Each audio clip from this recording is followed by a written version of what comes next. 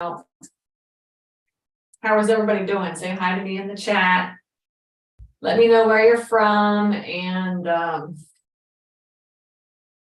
me give me, tell me your story. Where are you at? Why are you interested in storage? And we're gonna do, okay, yeah, so we're gonna get ready here. I appreciate you guys are all coming in. Okay, give me tell me yes, you can hear me. That would be great, just to make sure. Okay, so Ariel Lynn is on vacation, so I am the one that's managing everything. So if I screw up, I'm sorry. Okay, all right. Thank you guys for hanging out with me tonight. I appreciate it. Everybody's here to learn how to invest in self-storage. And I am the person to teach you because that's what I do. I teach people how to invest in self-storage. And so if you guys remember, we are doing, so we've kind of got a little bit organized this year. If you haven't been here, this is your first time, then the first Monday of every month is Find Them. The second Monday is fund them. And then the third Monday is Run Them. That's how I teach, right? Find them, fund them, run them. And then the last Monday is going to be like a bonus session. Okay, so that's kind of how it is now. Now this time we started on the second week of January because the first week was a holiday. I was on vacation, so we are on the run them part. I did find them, I did fund them, I did run them. I'm doing run them this week. All right, so just so you guys know, that's kind of how we're going to do it. If there happens to be like a fifth week, then we'll do like a bonus session, and I'm going to have maybe like one of my students coming on and talking about one of their deals or something. I don't know. I'll come up with something, but we're trying to get a little bit more organized. So also for everybody that's new, this is like new content every week, right? How to get started in self-storage investing, how to buy a storage facility within the, with the next 90 days. Now the truth is, right, everybody knows you cannot learn how to invest in self-storage in 1 hour. Right, you can't do it. So I highly recommend that you're coming every Monday night, listening in. And on top of that, you're also getting the course, which is Super Simple Self-Storage. And I'm telling you that if you have that course and then you hop on here, then, together that is going to be a very good, way for you to get, educated and into this industry and to understand this industry, right? And then on top of that, we also have our Facebook group, which is called Super Simple Self-Storage. So make sure you join.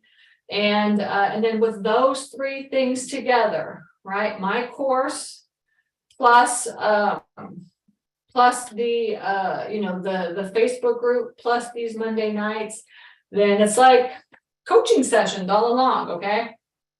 All right. And so what I'm going to do today is we're doing Run Them. And if you guys were here last week, then I went through the 4 stages of like, getting started in self-storage investing. That's what I did. And so what I'm going to do, since we're talking about Run Them this time, is I'm going to take you through like some of the stages, the 3 stages of like, getting, owning a facility. That's what we're going to do today. Okay. So now, thank you. I see a lot of you guys hopping on. So there's Troy, Michigan, Kentucky, Pittsburgh. I appreciate it. Luke and Terry. I appreciate you guys listening and introduce yourself. And make sure you introduce yourself in the Facebook group too. And let me know that you're listening. Okay. All right. So I'm going to just quickly go over the 4 stages and then we're going to move on to like management stuff is what we're going to do today. Okay. So, and the management, there's like a whole module of management in the course too, as well. Well, actually, what I want to say? I want to say too that, like a lot of people, when you're thinking about like how to get started in self-storage investing, all they think about is like, how do I find them and how do I fund them? That's really kind of what they're thinking. Like, how do you buy them? How do you know how do you know if it's a good deal? How do you find these things, right? Finding them is easy. I mean, they're just like storage facilities, right? But, how do you know if it's a good deal? And then how do you find the money to buy them, right? But the truth is all that is really like stage 1. All right, stage 1 is getting a facility under contract. And the truth is that when you buy a storage facility, you are buying a business. It is an investment. Like in a tax perspective, it's an investment property, which is awesome, right? Because you get all those tax benefits. But the truth is that you're buying a retail business. And so you have to be good at managing your facility. When you buy storage facilities, you become asset managers. That's what it is. You're an asset manager. You're not even a property manager. You're an asset manager, right? So, so you have to really, like, a lot of people, I'm telling you, when I talk to people, they do not think about the management side. But the truth is the management portion of owning a facility is the most important part, because you have to run a business. And, you have to understand how to run a business properly, right? You have to think about how you're going to increase your income and decrease your expenses, right? Your NOI is like super important, but like, so are your expenses and your mortgage and stuff. And it all kind of flows together. So, I just want to keep that in mind. I know a lot of people here are thinking, I want to learn how to find them and fund them, right? But the truth is, what I'm going to teach you today is kind of like the most important part, right? Okay, all right, so. So you know what, I think I gotta turn this on, maybe that works. Oh, duh, I had to click this, that's what I had to do. Okay, there it goes. Let me make sure this is on the thickest one, yeah, okay. Stages, okay, that is way too thick, oh my gosh. Is that too thick? All right. Let's do this, stages. Okay, that looks a little bit better. That looks a little bit better. Okay. All right. So remember, you've got it like, it looks like this, right? Okay. Obviously. All right. Stage 1 is getting your facility under contract. And this is what we went over last time. And this is what I go over in, like, the first week, the second week of every month. Okay. What do you need to do in order to get the facility under contract? This also in the course is like modules 1 through 3. Okay, so lots of videos in there if you need some help on this. Okay. And then in stage, so now we've got it under contract is where we're going to start our lessons today. Okay. So stage 2, we've got it under contract. And the question is now what do we do? Right. Okay. And I talked about this. There's 2 aspects to stage 2. If anybody remembers, put it into the chat. All right. If you were here last time. The two main stages are funding. Right, so you got it under contract, and in commercial real estate, like I would say, you don't really go and get pre-approved. Now, like you could go to like your bank and say, hey, I want to buy a storage facility. What do you think? And they can kind of sort of pre-approve you. But the truth is like commercial lending is asset-based lending. Commercial lending is asset-based lending. It's all based on like how much the property is going to be making. All right. So, so funding really happens in stage 2. I'm not going to get into funding because we're not talking about that this week, right? We're talking about management. But the second part of stage 2 is the onboarding stage, the onboarding. I really like how this is looking, man. It's like super clear, right? I'm not sure what I did, but I got this like really nice. That's cool. Okay. So we're going to talk about onboarding today. All right, that's what we're going to talk about. And then onboarding is this is the goal. The goal of onboarding is when I close on this facility, how do I take payments? All right, so obviously, like I said, you're buying a business, right? So, you want to be able to take payments as soon as you close on your facility. And believe me, when I first started out, like nobody about that at all. Nobody told me, right? So like, I was so excited I was buying a storage facility, and, we went to the closing, and then at the close, I did nothing up till the closing. Okay. And then at the closing, like the owner, gave me like this big, like stack of just like, manila folders with like, contracts and stuff. And I was like, all right, time to get to it, And at the same time, like, the owner was like, people would call him and they'd be like, you gotta call Stacy, she's the new owner, like, just give my phone number out. And it was just like utter chaos. We had not done anything to onboard our facility, done nothing, right? And so I don't want you to go through that. I want you to be like on closing day, I want you to be prepared to just get this thing up and going as fast as you possibly can. Because it took us like 6 months, because it does take a couple of months to onboard your facility. And it took us a good like 6 months to really kind of not stabilize it, to just even get it to where we were like managing it normal, right? But the truth is like, if you onboard it, if you pre-board it or onboard it before you close, then you're not as stressed out, right? As you would be otherwise. Okay, and then stage 3. So now you've onboarded, we've been through these two. Now you've onboarded your facility, you've done everything that you possibly could to be ready to take payments, right? On day 1 of closing. And or the first week of closing, then day 1, but the first week of closing, right? Now stage 3 is what we call transfer ownership. The transfer ownership stage. Transfer ownership. I'm trying to really I'm trying to write normal too. And then I'm going to try this and see if it works. Right.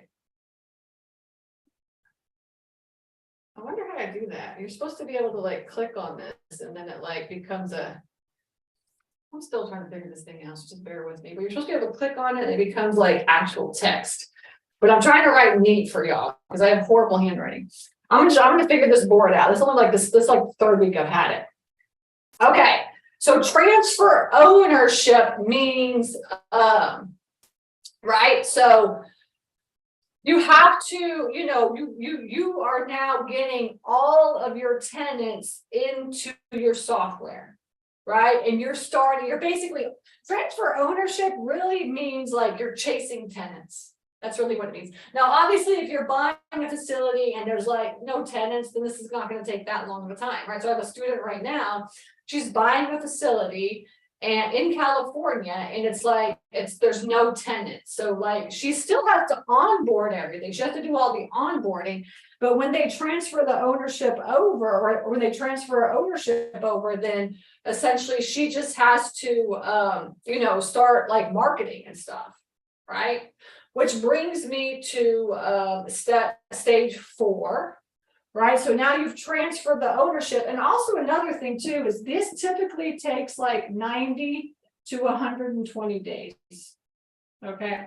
So onboarding takes the same amount of time. It takes a long time to onboard. People don't realize how much work it is to onboard a facility.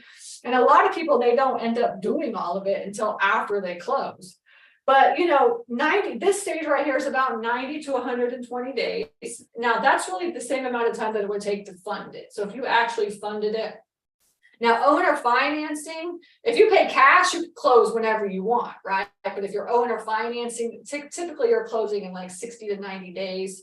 All right. But then if you're going to a bank, especially nowadays, to close in 90 days is really hard. And I know because we're funding one of our deals right now through a bank. And, they just keep pushing the date out. Even though they say, oh, yeah, we can close in 30 days or 45 days, they just keep pushing it out.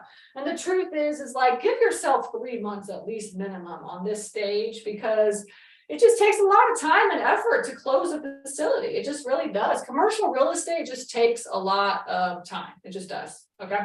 And then the transfer ownership phase as well, too, is typically about 90 to 120 days. Right. I mean, this is really you're getting all of your, your tenants into your software and trying to really get the basics of your software set up. That's really what this is. And it just takes, especially when you have a brand new software, it just takes there's a learning curve to figuring it out. Right. And, it takes time and effort. So just give yourself some time to do this as well, too. Okay. And then, so now after a couple of months of getting everybody into the system, trying to get everything all up and running, you're okay, let me start really automating and systematizing, right? Automating and systematizing. And also under this is marketing. Okay. And, really marketing for tenants. How do you get new tenants? Okay, you can see this. I'm blocking that. Okay, good. Okay, so automating and systems is stage 4. Okay, you see how these stages go right here? This is the cycle of self-storage investing right here. Okay, now, obviously, if you're going to be buying like $10 million facilities, the stages might be a little bit different, but actually it's kind of the same, honestly. It's kind of the same. This is the good outline of it. This is the cycles of investing in self-storage. And when you're in this stage 4 right now, you're really working on kind of getting your facility up and running, automated, and you really want to make this is where you make it like passive income.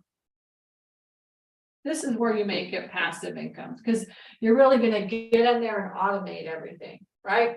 Is the stage 4. So this one to me is the most important stage of all the stages, really, as how passive can you make your facility? And so spend some time here getting this up and running.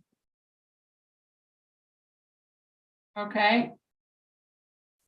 And now, like after a couple of months of really kind of getting in there, now you can see here, like you're 90 to 120 days, right? You're in each of these. This is 9. This is also, so this is like 4 quarters. This is a year, right? So like storage investing is like slow and steady wins the race, right? Now, I've had students buy like, 2-3 facilities in a year. And I'm telling you, everybody that's bought more than one facility that I've talked to, they've said like, we bit off way more than we could chew.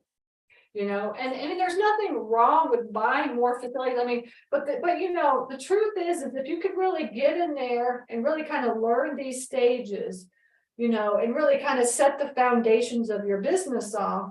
Year one, you're buying 1, and then year 2, you could buy 2, and year 3, you could buy 3, and year 4, you could buy 4. This is how we did it. All right, so slow and steady wins the race.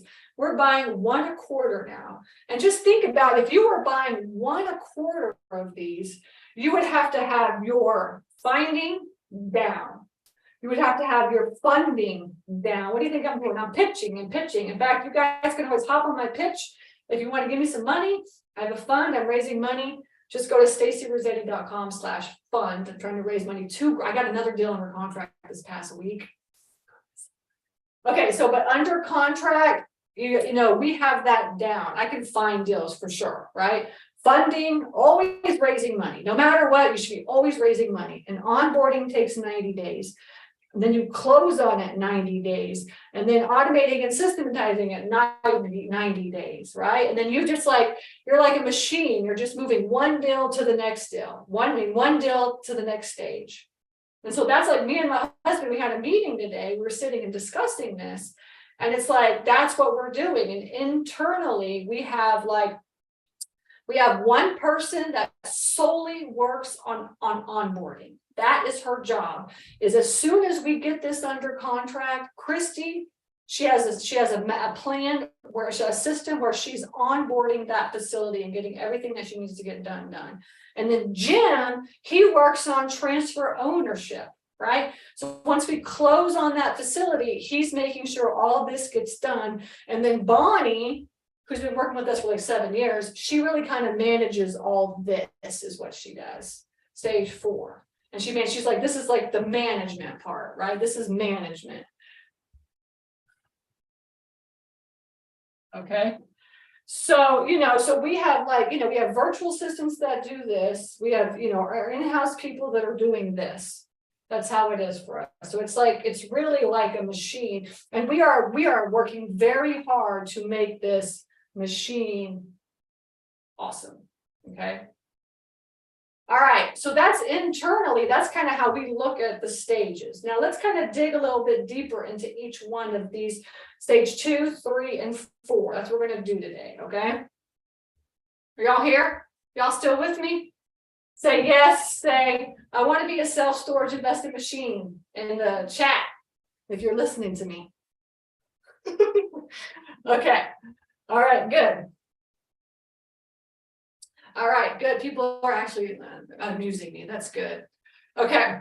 All right. So, okay. So let's do stage 2. Okay. This is the onboarding. Remember, we're only doing the management part, right? So onboarding. Okay. So onboarding is everything that you need to do to take payments. I need to take payments. So what do I need to do? Right? What do I need to do? Okay, so the first thing that you need to do is you need to get your software set up. Okay. Now there are like a lot of softwares out there, honestly. Like you just do like, you know what, and you could always just be doing demos. You could do demos of softwares now just to kind of get an idea of what's out there. You know, and you know, there's like, I mean, when I started like, 6 years ago, there was like 3 softwares. That was it. 3. There was SiteLink, StoreEdge, and ESS. That was it. Okay. And I did a demo of all 3 of them, is what I did. Now remember, I did not do the demo of all 3 of them until after we closed on the facility. So like the first, month, I'm just like, meeting tenants, driving over. Now the facility that we bought was like 20 minutes away, so it wasn't that big of a deal. But but that's what I was doing. I was going over and meeting tenants and like doing all kinds of stuff like this, right? We want to like eliminate that, right? We want to get everything automated like day one, And also this, the thing that I tell my students too is train your tenants. We're going to get into that in stage 3.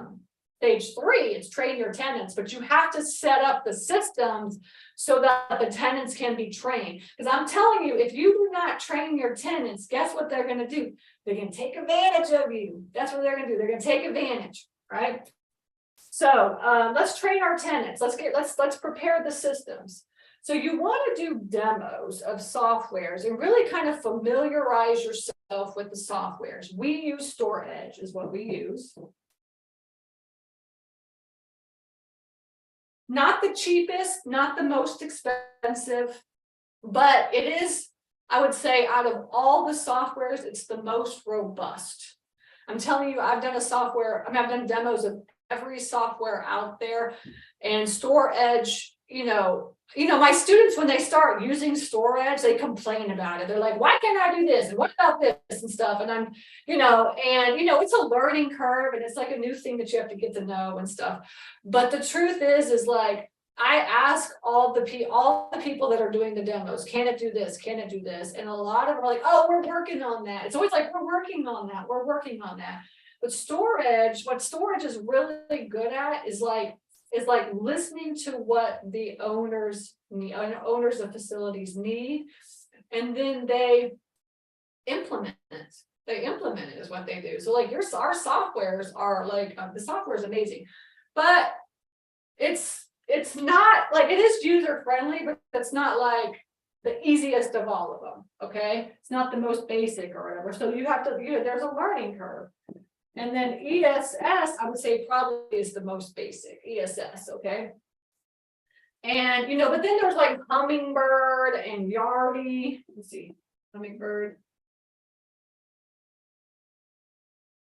I've heard a lot about Hummingbird. U-Haul, I've heard U-Haul is the cheapest. I would say of all of them, I think U-Haul is the cheapest. And what else? And then StoreEdge, ESS, Hummingbird, U-Haul. And then Breeze is by Yardi. Okay. And if anybody has any other ones, just put them into the chat because I can't remember them all. I've done demos of all these. I've brought these all, and they've all done demos inside of our mastermind as well too.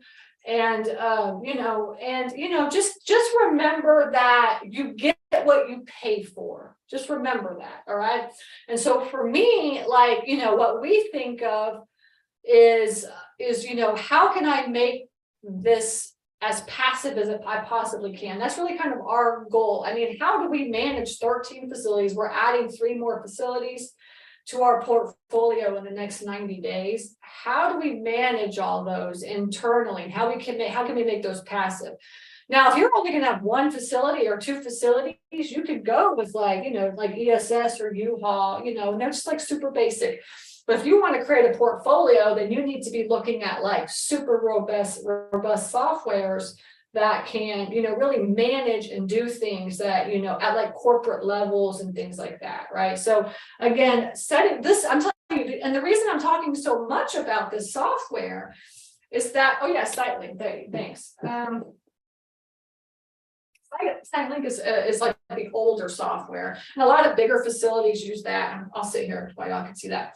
Now, yeah, so the reason I'm talking so much about this software is because the software is the backbone of your facility. The software is what's going to manage 80% of what you do. And the truth is that 80% of all storage facility owners only use 20% of what the software offers. All right. And I want you to be utilizing what the software offers, no matter which one that you pick. I want you to utilize what the software offers, because that is what's going to create passive income. And not only that, that's what's going to create the foundation of your business so that you can, do it again and again and again, right? But if you're like, you have one software for this one and one software for this one, and it's just going to be like a whole big thing, or if you have one software for all of them, but you can't do like, corporate level stuff or whatever, then I'm telling you, I've heard and talked to owners over the past, 6 years I've been doing this. And, and I just see the complaints that a lot of people have. And the truth is that we really honestly don't have a lot of complaints about our software at all. I mean, we're utilizing everything that storage has to offer. Okay.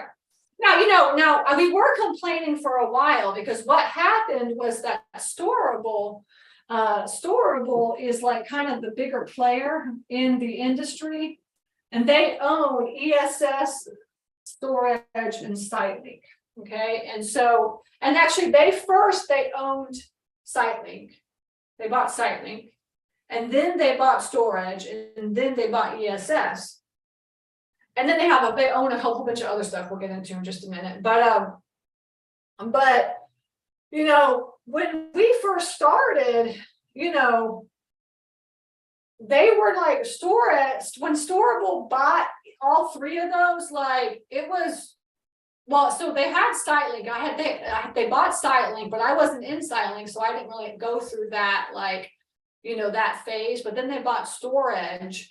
And like it was just a disaster, because like this huge company came in and bought them, and then they were trying to figure out like because when I started using Storage, there were 5 people that worked for the company. That was it. There was 5 people, and then all of a sudden, like maybe a couple of years later, like Storable came and bought the software, the Storage, and so we had to go through this like these growing pains with Storage. So for like a good year, maybe even 2 years, like they were really trying to figure out what they were doing, and so we had to go through that. So yeah, there was a lot of like changes and stuff. Everybody was complaining about it, and a lot of people went out. That's why a lot of software started to be created, honestly, is because people were just annoyed with that whole process. But we stuck with Storage. And actually what happened is like we became beta testers for them. And so now Pete really like they'll call on him to say like, hey, we're gonna roll this thing out. Can you test it for us and see if it works? And so like we went through the growing pains, we stuck with them, and I'm telling you that the Storage software, they're still updating it, but it's super powerful. And so we don't have any complaints with Storage at all, right? But it is a learning curve to learn. Okay, so software, pick your software, pick whichever one that you want to do, pick. And everybody's really liking, I'm hearing a lot about Hummingbird and U-Haul right now, Hummingbird and U-Haul, okay? But the one thing that I really don't like about them is that they do not have, like, unless you guys correct me if anybody knows, but they do not have a lot of revenue management stuff. And they don't have a lot of stuff that Storable offers. That Storage offers. So we'll get into like revenue management in like the stage 4. stage 4. But so yeah, so this is the first thing is like pick your software. Okay. And then the second thing is you need to so when you pick your software, you're going to have to set up your merchant account. Okay. Set up a merchant account, which I was like, oh, set up a merchant account. Like, it's a pain in the butt to set up a merchant account, honestly. And and some of them you could pick whichever merchant account. StoreEdge, you have to use theirs. And it's so funny because I was looking, like we were doing we meet our bookkeeper every Friday and go through all our stuff on Fridays. And so we were looking at, like, we were going through our merchant account invoices and kind of cleaning them up in QuickBooks and stuff. And they charge, I don't know if they're going to charge new people, but for us, they're charging 2.1% interest. 2.1% interest, which is like really good because I use Stripe for like all my purchases on, for courses and stuff, and they're charging me like 2.9% interest. So, so StoreEdge really has a good merchant account rate. I really like that. So make sure that you're asking these questions too, and setting up a merchant account is like a super important thing because it's like huge. This is fees, like credit card fees are like a huge thing, right? And also another thing too, I've noticed is like with ESS, the merchant account that they make you use is like do a lot of extra fees, like hidden fees and things like this as well too. So, so basically what I'm saying is that, get your demo on your software. And when you're talking to them, also talk to them about how the merchant account works. Can you pick your own or not? And what are their fees? Do they have like hidden fees, or is it just a percentage and all this kind of stuff, right? So, so again, this is a very important aspect, the merchant account, okay? And then on top of that, and this is where you have to get all of this, like work on getting all this done so that you can take payments in the first week that you close, right? Now, obviously they might say like, oh, you have to own the facility, but there's a lot of like stuff that you can do beforehand, like filling out the applications and getting in, just getting it ready, all this kind of stuff. You fill this out, you fill the applications out and these forms and stuff and everything, and it just takes time for them to do all this. You have the sooner rather than later. Okay, and then also on this too, you have to think about it is your phone system, your phones. How are you going to answer your phones, right? Because, like, are you going to have them call your own phone? Are you going to set up a phone with Grasshopper or whatever? Are you going to use the phone that they provide through the company, or, how are you going to set that up? So it's like, you have to really kind of think through, okay, like if I just have this one account, maybe I could just use Voice or I could use theirs. But if I'm going to start getting all these other companies, then how should I set my phone system up? I mean, we use Grasshopper. We have 23 lines on Grasshopper. Yeah, it's kind of complicated. Phones, as you grow, get very, very complicated. All right. So thinking about it ahead of time is like super important. Okay. All right. Okay. So, and then, yeah, so that's like kind of software stuff.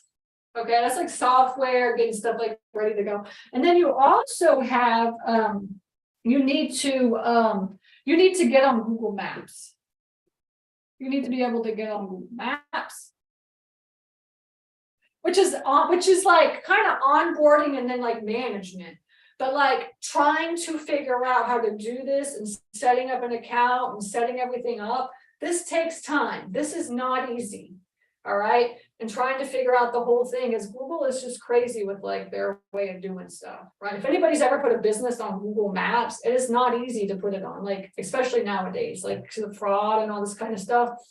So Google Maps is something. And then also another thing is your insurance. Okay, insurance for the facility itself, like insurance, like if there's a fire or something like that, okay, hazard insurance. So you need to get like quotes because, when you close on this property, you need to have insurance, right? And a lot of times with lending, you have to do that. Whatever it is, you have to name, if you have owner finance, it's the beneficiary, the owner has to be named the beneficiary. So there's a lot to insurance, and getting a quote for insurance is not something that takes 24 hours. It could take like a week to 2 weeks, maybe. It takes a long time to get insurance quotes. It just does, and then you want to get like a whole bunch of quotes, because if you just get one, you're gonna be like, what? just gonna be freaking out, right? Because like insurance is so expensive a lot of times. You're like, is that normal? And then also a lot of times, like in Florida, you gotta get flood insurance. You know, flood insurance is like, you gotta get that too, right? So in some areas, you gotta get certain insurances and stuff, okay? So this also takes time. And then another thing too is, and this is something maybe not with onboarding, but it could be done beforehand to prepare. Whoops, is the mailbox. The mailbox. Does your facility have a mailbox? Because you might have to, Google Maps might, you know, send a postcard to you. Now, Google Maps is like Google Business Listings or whatever it's called, Google Profile or whatever it's called now. They're like changing it up and like changing the way they do this. So I'm not sure, like if has anybody put the business on? Do they still do do they still send you the postcard and have like the numbers in it, or you could just come on and put your number? So, but that's kind of how we did it, is like, and that's how we've done it up until, actually that's how we've done it on all of them pretty much. But they send you a postcard. Google sends you a postcard with the code, and then you go into your profile and then you put the code in it, and then and then you have to go through and finish your profile up. So you need to have a mailbox there. And I'm going to tell you, most storage facilities do not have mailboxes. In fact, the only reason that we ever have a mailbox at any of our facilities is because we have to put this damn, you know, postcard up, right? So yeah, if y'all have gone through this process, put it in the chat, let everybody know what's going on. But yeah, so a mailbox is really important. Now we have one facility where like we had to put the mailbox up, and I'll tell you how, and we went to that they had never had a mailbox before, so we had to go to the PO, like what's it called, the post office. And we said, okay, we need to put a post, like we need to put a mailbox up. So where do we put this thing up? And they were like, okay, put it here. And it's kind of like it has like a drive, like our facility is over here, and there's like a huge drive right there. Like they wanted us to put this like mailbox like right where the guy could come in, and then like there'd be the mailbox right there, put the mail in and go, right? I'm telling you, this mailbox, like we got the postcard, we got it on Google Maps. And now we have already had to put this damn mailbox up like at least 3 times, because it's in this weird turn where people just keep hitting it and then it just gets knocked down. It's like so annoying. So we just decided to take the mailbox down. So we also had like no mailbox at our storage facility, right? So we're like, no mailbox. We don't even need it there. We got the card. That's it. Because we just forward all of our addresses to like our mailing address. We forward all the mail there, right? So, but you have to have it in order to get onto Google Maps for the most part. Okay, for the most part. All right. So now there's like 50 things, honestly, with onboarding. Like we have a checklist inside our coaching program where it's like there's 50 different things. In fact, actually, you can get that checklist if you buy the DIL Analyzer. If you buy the DIL Analyzer, there's a checklist that comes inside the DIL Analyzer. That's called the onboarding checklist. So if you want to get that checklist, I highly recommend that you check out the DIL Analyzer. You can go to the website, stacyrossetti.com, and see it. But there's like 50 different things that you have to do for the onboarding process. And I can't remember all of them, but this is like kind of the main stuff. The main stuff is really getting your software set up and getting that going. Okay. All right. So there is stage 2. Okay. All right. We need to be able to take payments. That's really where we're at. Okay. So now stage 3, let's just move on to stage 3. Stage 3 is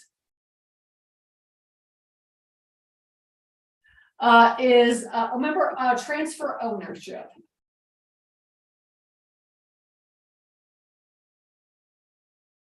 Okay, so now we're going to transfer ownership. All right, we have our software set up. Okay, and so now we own the facility.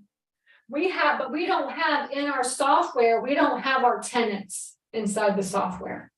Okay, so we have to get our tenants in the software. All right, so you have to have a list of tenants.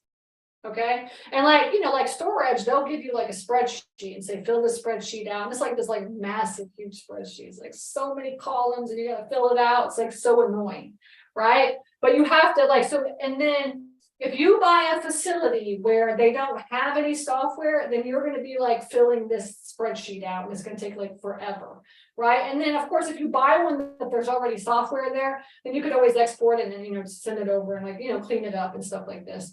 But I say, because every facility we've ever bought, like nobody's ever had software, right? Now, but you need to have your tenants, in a spreadsheet that you can send over to the software, because they will do like the first kind of like import for you and kind of set up like the very basics they'll set up for you. Okay, but you have to have all that information. So if you're buying an income producing property that already has a software, well, then it might be a little bit easier than if you're buying a mismanaged facility that does not have software, right? And so then you'll have to go through. So for instance, like we just bought a facility where it was like 135 doors and he did not have the software. And so Bonnie is like, she's getting really good at this, but she's sitting there and putting all this information into the spreadsheet for us. Right? That's the onboarding section. Remember, she's sitting there doing all this for us so that we can give it to storage and, import it. Right? But just know you have to get your tenants into the software somehow. Okay? Because when you own the facility, your tenants, right? Your tenants have to start their account. Right? They got to go in, you know how it is, right? It's now online. And they got to go in and fill out their profile, right? And get into the system. And on top of that, they also have to put profile, and also they have to add their payment method. Add the payment method. Okay. Because that does not transfer. It doesn't matter which software that you have. The payment method does not transfer over. Okay. So you're going to have to like get every tenant to log into their account, set their profile up and get it and put their payment information in. Okay. Which is not easy at all. And on top of that, you have to get them to sign your new contract. So you have to get, that's on the onboarding section. Okay, so we'll put that here, contract. Oops, contract. You have to get the contract either from your attorney, like an attorney that understands self-storage law in your state, or you can join your self-storage association and get the contract from them, and you have to pay like a couple $100s to get that. I'm saying like most self-storage associations, they'll give you the contract for free for joining the association, right? And you want to get the one that's for your state. Now, over time, like we got the Georgia Self-Storage Association contract, and then we've used it now for 6 years and updated it, sent it to our attorney, and they've updated it and stuff like this as well too. And so the newer tenants are always signing the newest contract, right? For every state that we have a facility in. But we started out by just getting it from the Self-Storage Association. Now we know, like, we should just give it to our attorney. We'll just take this and give it to the attorney and have them just check it to make sure it's okay. Which I highly recommend, which is part of the onboarding process, because you're going to have to give that contract to your software so that they can import it into the software. And they will import it into the software, all right, for you and set up all the fields and stuff. Right? But guess what? They can't set your contract up until you have your fee structure set up. Right? Okay, so you have to know what your fees are going to be. If they're late, what's this? What day is it late on? How much are they going to be charged? If they have to overlock, how much are they going to be charged? If they're, if you got to go to the auction process, how do you get charged? Are you doing deposits or not doing deposits? This whole thing. All right, you have to do all this. So you have to know the fee structure, because when you give it to your software company, they're going to have to put this into the contract as a field that like, yes, I agree. Essentially what we do is we do like, clicks of like, initials for every fee, like, yes, I understand this. Yes, I understand this. Yes, I understand this, right? And so, and you can set that up in your software. So you do all those initials by every fee that you have. But in the beginning, I think they'll do like one time, they'll come in and kind of set up the basics for you, your software. Now, I don't know if every software does that, honestly, but I know Storage does this for sure, right? I'm assuming that the other ones kind of help you a little bit, right?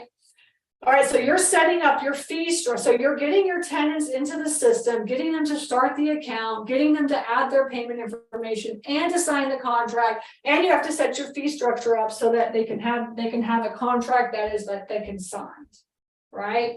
And you cannot do really most of this until like the day of closing, right?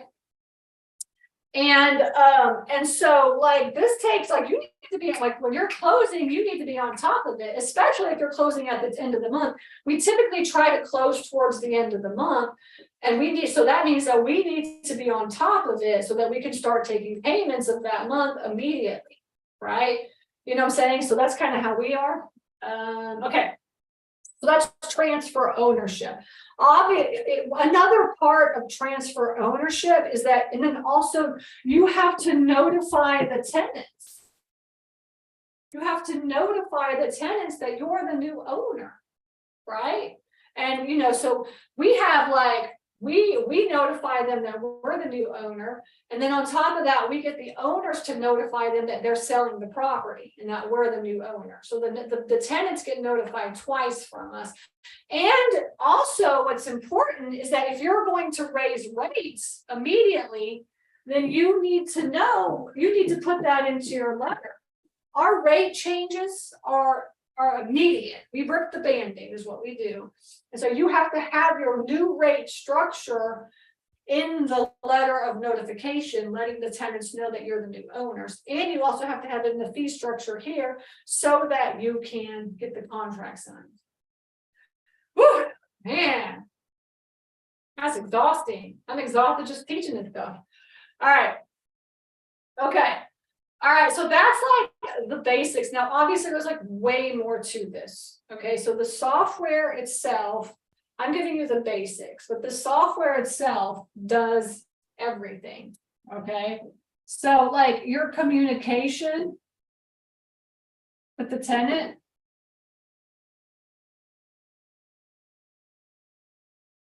Right, so we do all communication is through email and text messages, right? Typically, we have that all set up, ready to go when we're closing on the facility. So that means you have to have, and then we send an email to notify as well too, if we have their email addresses. A lot of times we don't have the email address, okay? But like, communication, think about how you're going to communicate with the software. Most softwares, I don't know if all of them do actually, honestly. I don't know if even ESS records your calls, but Storage records all your calls. And and so you have to have like that all set up. You have to have your email communication for all your fee structures set up. Could you imagine? You have to have emails for every single one of the charges you're going to do, and you have to have text message, email and text set up. Email and text. Okay. And you have to set all that up, right, for your fee structures. Now they set up the basics for you, right? Just like simple emails and stuff like, hey, and then you can go into the software and they have like templates set up, and then you just pick which ones, and then you can like modify those templates and stuff and put your logo and all this kind of stuff. But guess what? All that takes time and energy. You're basically in this stage, you're chasing tenants to get them to get into your system. And you have to be able to chase them by letters, emails, and text messages and phone calls, right? So guess what? All that has to be set up beforehand so that you can do that when you close on the facility. Okay? All right. So that's like the basics. That's like in stage 3. Remember, this is like 90 to 120 days. you're like getting the basics set up, getting the basics. Like, I just need to get the tenants in the system, man, you know, and I just need to get the emails done so I can email everybody and let them know they need to pay me and stuff. Okay, this kind of stuff, right? Okay, so that's stage 3. Okay, now after a couple of months of chasing tenants, right, you get into stage 4, which is automation. Okay, and then stage 4 is like, there's 2 parts to this. One of them is marketing. Right? Because instead, the first 3 months, you're just like, I gotta get in there. Now, actually, I haven't even talked about, honestly, this is all software. This is all just software. There's nothing here about boots on the ground. There's nothing about like getting a boots on the ground person set up, which is actually onboarding. It's onboarding. Boots on the ground. If you're gonna hire them. Or like a phone person to answer your phones, you know. Like this is like at the facility. This, I'm only talking about software, but you need to do at facility. Which lists all this stuff out in the onboarding checklist and the deal analyzer, but at the facility, it's like, okay, now you're at the facility. You got to get your sign set up. You got to get your phone person, your boots on the ground if you need that, you know, so all this kind of stuff. And so we're not even getting into that. We haven't even gotten to that yet, but just so that know that there's like 2 parts as well too. It's the software, and then it's also the live in person. How are you going to manage the facility itself in person? Okay. So now, like, yeah, and then here you have stage 4, which is the marketing. All right. Because in the stage 3, I mean, you're not thinking about, like, you're really kind of thinking about it, but you're not doing a lot of marketing for tenants, right? The marketing for tenants, you kind of sort of start in stage 3, but you really kind of do it in stage 4. In stage 4, the first thing you're going to do is really get Sparefoot set up. Now, Sparefoot is like, it's like the thorn in your side. All right. Sparefoot's like super expensive. All right. But you have to do it really in the beginning while you're like, you know, you get this set up so you can bring tenants in while you're trying to get the entire thing set up. Okay. But it's very expensive, and your ultimate goal is to not use Sparefoot. Your ultimate goal is online marketing for tenants. Okay.